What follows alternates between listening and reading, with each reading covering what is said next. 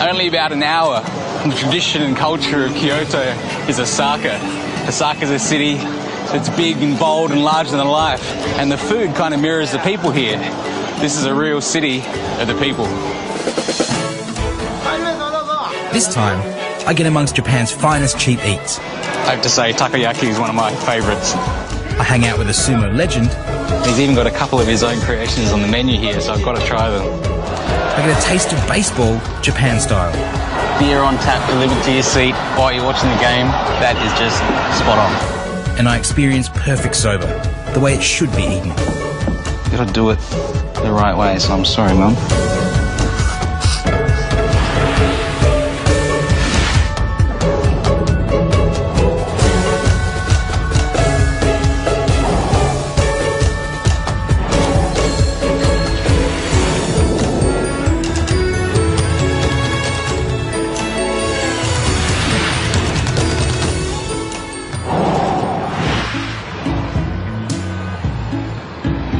Since the very beginning, Osaka's been a place where money talks.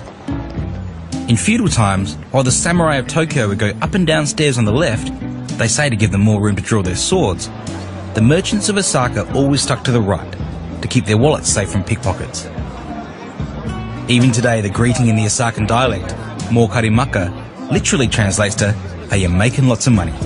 And today, that Osakan trait of watching the pennies means that this is the place to come for eating on the cheap. By now you could be forgiven for thinking that everything in Japan is just fine dining at the top end of town. But there's also this concept of B-級gourmet or B-grade gourmet. Cheap, casual eats that just taste good. But it's not necessarily low class. There's just as much care taken with these B-grade foods as with the A-grade. This is dotonbori, a magnet for tourists. And in many countries that might mean a pretty average food experience. But not here.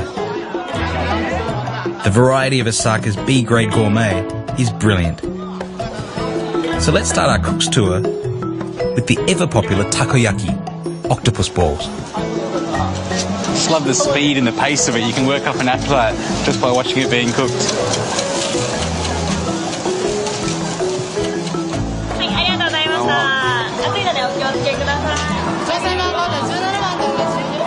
Lovely springy octopus in the middle, soft kind of batter around it, still a bit mushy, and then crispy on the outside with that really sweet, salty otofuku sauce. In here is one of the Osakan delicacies, kushikatsu.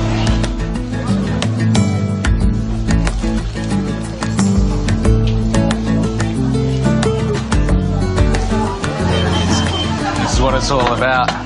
Selection of skewers, all in a really light, crispy breading. This is pork, quail's eggs, eringi mushrooms, meatballs, even a crab claw in there. And they all go into this thick and sweet, salty sauce. As the sign says, no double dipping. There are more great dishes on Osaka's fast food menu. But for now, I'm done. Well, almost done. It's a terrible affliction never being able to pass up a dumpling. And the Japanese answer is, of course, a gyoza. Dipped in some vinegar, soy sauce and some chili oil.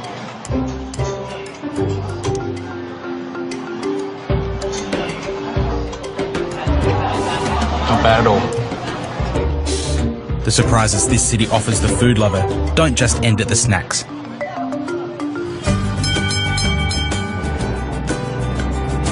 There's a quality of craftsmanship here that chefs and cooks come from all the world over just to get their hands on. I'm here to pick up something I've had on order for a while, and I'm particularly excited because this is Sakai City, and that's the home of Japanese knife making.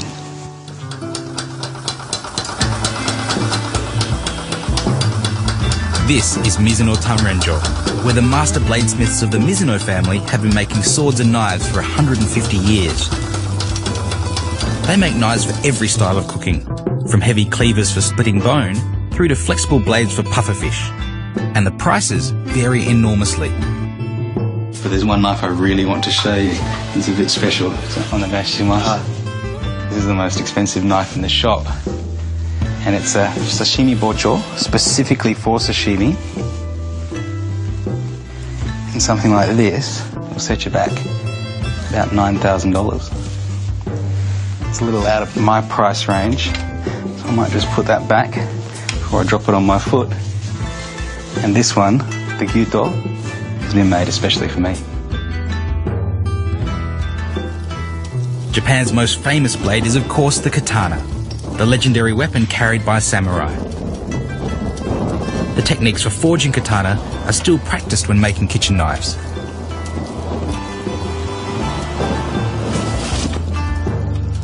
The repeated heating, beating and cooling of the steel creates a strong, durable blade that stays sharp.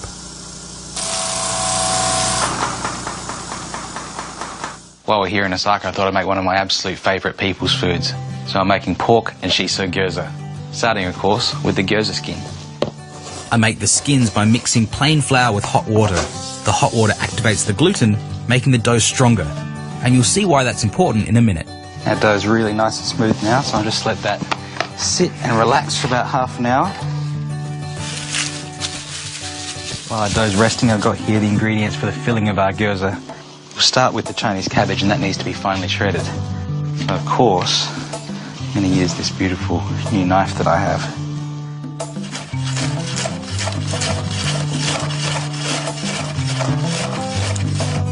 To reduce its moisture content, the shredded cabbage is mixed with salt. And while that rests, I finally chop a bunch of spring onions. And in with the spring onions, some really fatty pork mince. And the fat's really important because that's what's going to give us a nice, soft and juicy texture to our filling. Just a few seasonings in that. Some soy sauce, sake and mirin, the old favourites. And some grated ginger as well. Our last ingredient into our pork and shiso gyoza, shiso. These are a herb that have a really peppery, minty flavour. I'll just put those shredded shiso leaves straight in to our dumpling filling. I always use a saucepan when I'm making dumpling fillings because it really does work well. The high sides keep the filling in the bowl. The handle's good to keep it steady. Our cabbage is looking good now. I'll just extract the last little bits of that moisture. That can go straight in to our pork mince. The salt that's included in with all of that cabbage mix is going to make a real difference to the texture of our filling. Time now to prepare our skins. Simply cut into small cylinders, squash them flat, and then roll into discs. And the important part for a Japanese gyoza, as opposed to a Chinese jiaozi, is that the skin needs to be really thin so it can get nice and crispy. These are big jumbo gyoza, so we can afford to put a bit of extra filling in. But even though they're big, we're only using about 1 teaspoon to 2 teaspoons of filling per dumpling. And then just pinch one end with a series of pleats. Move along the entire length of the dumpling. And that's your gyoza.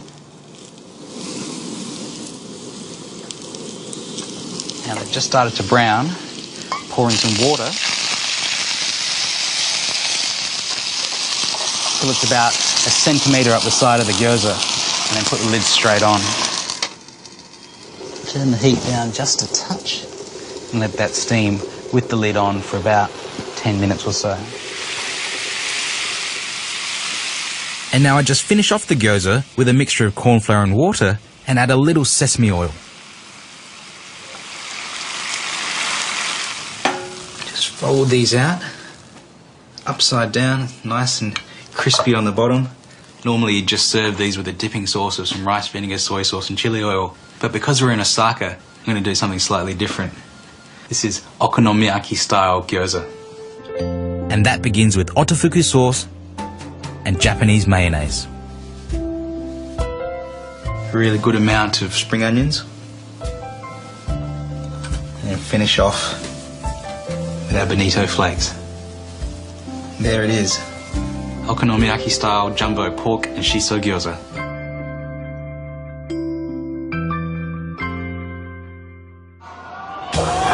Sumo wrestling is in more ways than one the big time. Wrestlers go head to head in exhilarating battles of technique, speed and raw power. every one of the 6 annual tournaments held around Japan has the electric atmosphere of a Las Vegas title fight.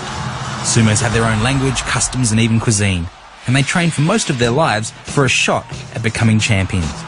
Those obtaining the highest rank of Yokozuna are bona fide superstars.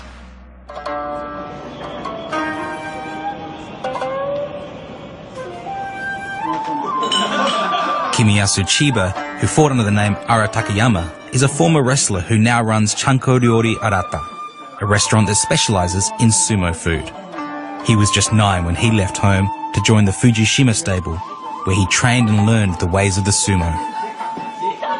But at the age of 28, on the verge of reaching the top ranks, Ara Takayama was forced to retire because of a life-threatening heart condition. その時は自分では別に死んでもいいと思いましたけどね。死んでもいいからやらせてくれと思いましたけど、昔のね、坂本龍馬っていう人がいるんですけど、その人が倒れる時もね、ドブの中でも前のめりになって死んでったっていう、そういうのがあるんですけど、そういう気持ちで自分の中ではそこで自分の夢を追って死んで、それは何がおかしいの悪いのという思いましたね。As part of his retirement ritual, Ara Takayama's coach cut off his sumo chonmage, his top knot. また違うことを思い出すんですね。ずっと忘れてたことをいっぱい思い出してって、で最後に師匠に全部切ってもらうんですけど、で次の人生第二の人生頑張れって言われて切ってもらって、その時はもう泣いてもいいのかなと、逆に思いましたね。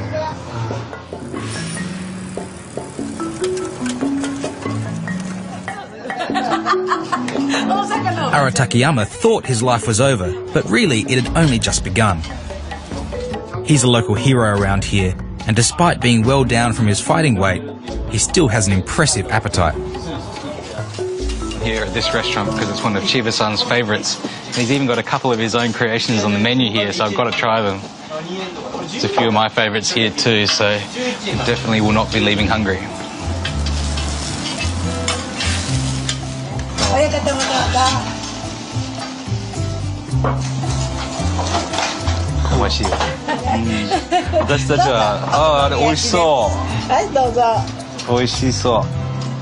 This is okonomiyaki, one of my real favourites and something I make at home all the time.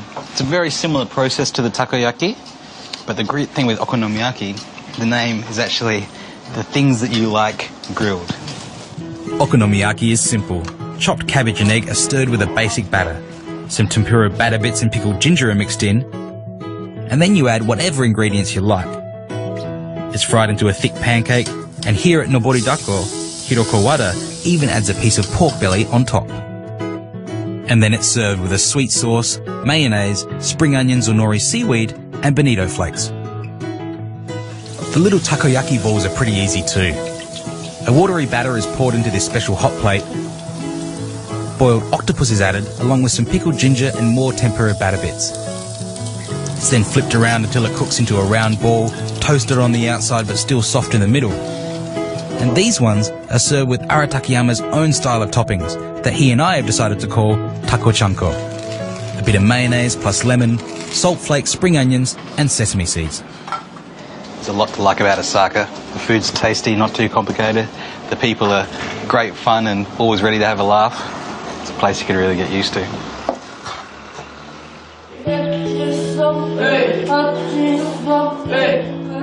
Ara Takayama's local hero status is partly due to his success as a wrestler and his restaurant.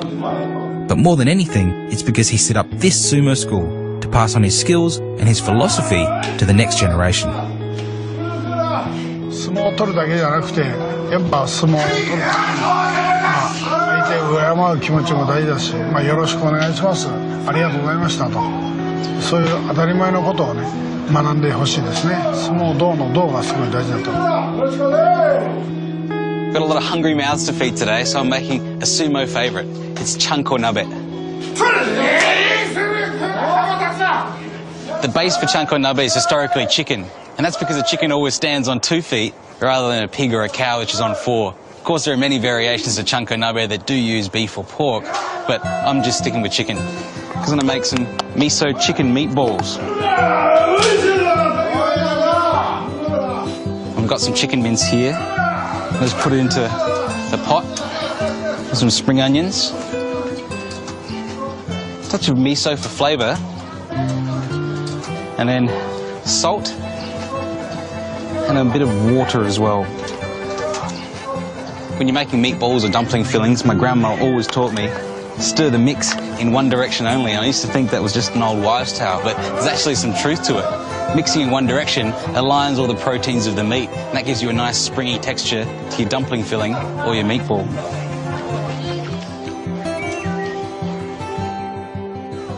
Take the meatball filling, just press it into this bamboo shape. We can put that in the fridge until we're ready to cook.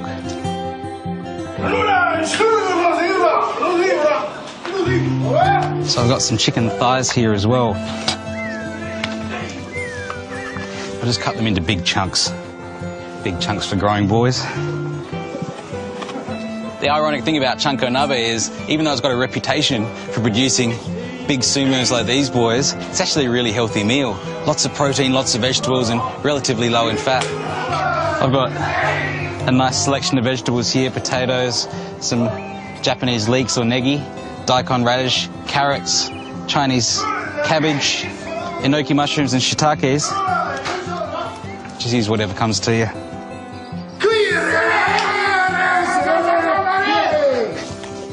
I don't even think they're saying real words back there.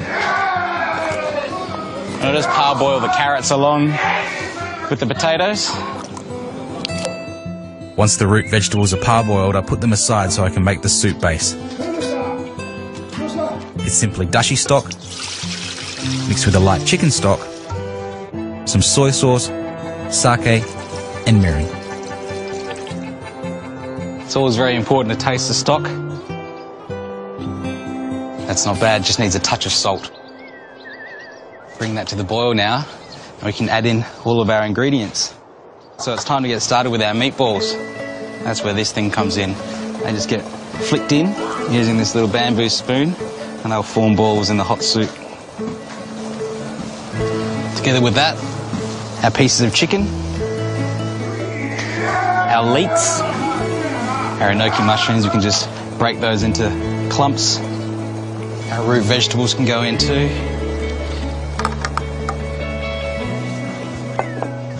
Shiitake mushrooms, fried tofu, and then cover the whole thing with the rest of our Chinese cabbage. Put the lid on there and we'll let it boil away. This is looking really good now. So the last thing I've got to do is to add the noodles. And now the big test. You may think that feeding this crowd is easy, but believe me, they know the difference between a good and bad chanko nabe. Here we go. Dozo.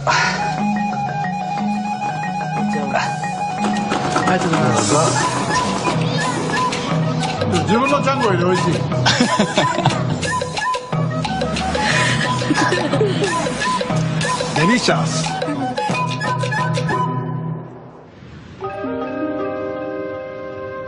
It's just another Sunday night at the Takeuchi family home in suburban Osaka.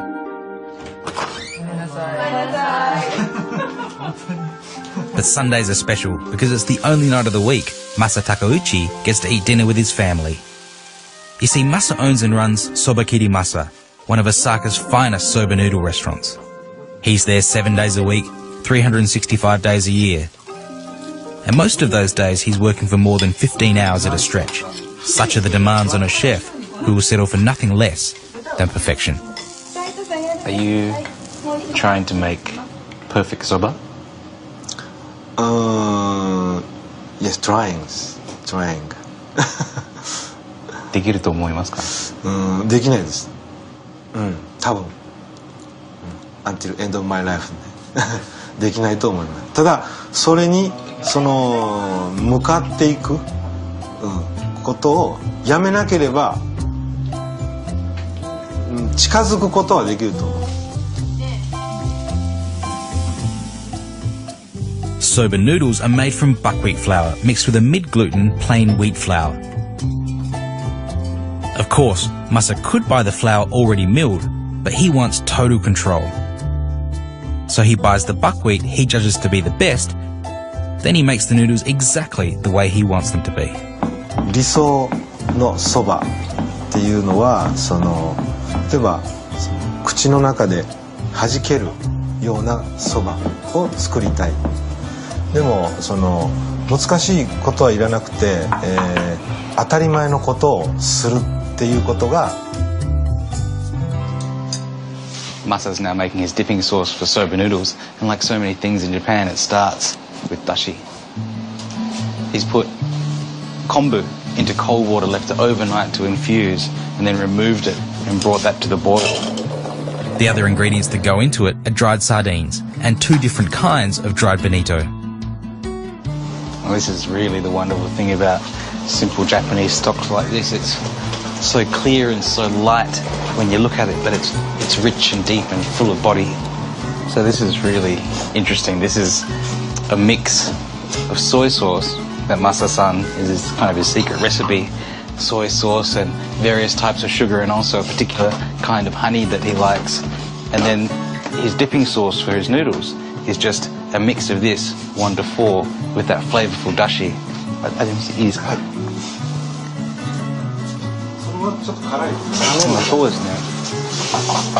Really interesting flavor. It's sweet and strongly umami いっぱい入ってるんですね。ちょっと甘さはすごい美味しい。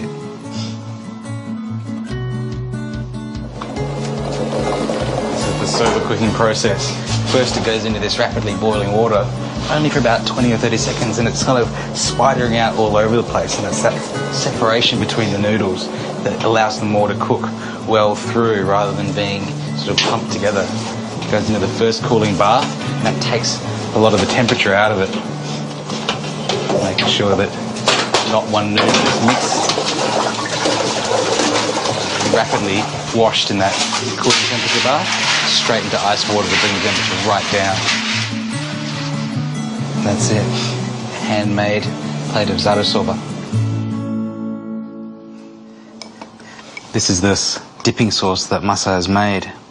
And into that just goes a bit of chopped spring onion and some freshly ground wasabi. Years ago, during the Edo period, when soba became fashionable, the cool kids made a list. A guide outlining the 7 rules for eating soba.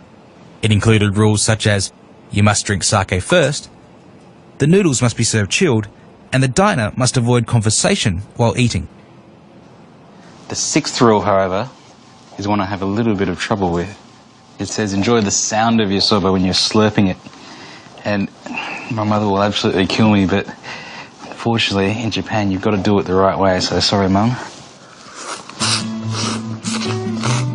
The final rule states that I should dilute the dipping sauce with the boiled water that cooked the noodles to create a soup. Even though Masa says that his noodles aren't perfect, that's the perfect way to end a nearly perfect plate of soba noodles.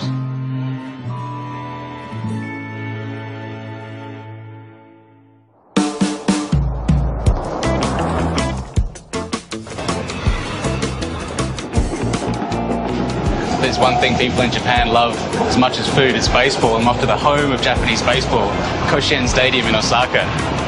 A hot dog at a ballpark might be a US cultural icon, but in Japan they do things slightly differently.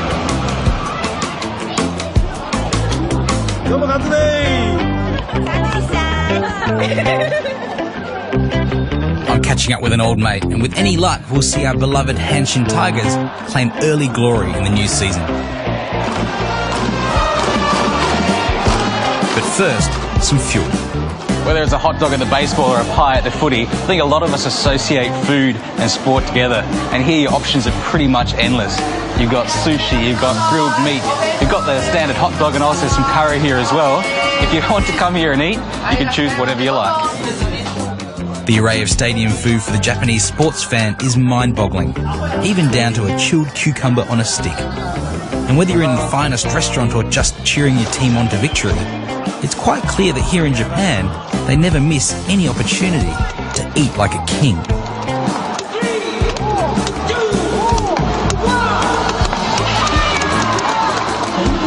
You're a Japanese baseball fan and particularly a Tigers supporter. This is your Lords, your MCG, your Yankee Stadium. It really doesn't get any better than this. Well, actually, it does get even better. Beer on tap delivered to your seat while you're watching the game. That is just spot on.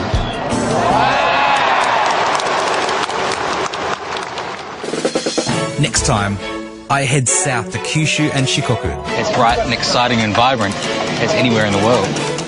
I meet a bunch of grannies who've used iPads to save their town. It's quite incredible and quite special, really. A pig farmer who feeds his pigs strawberries. It actually changes the proportion of fat and meat. And explore a town they call Japan's Venice.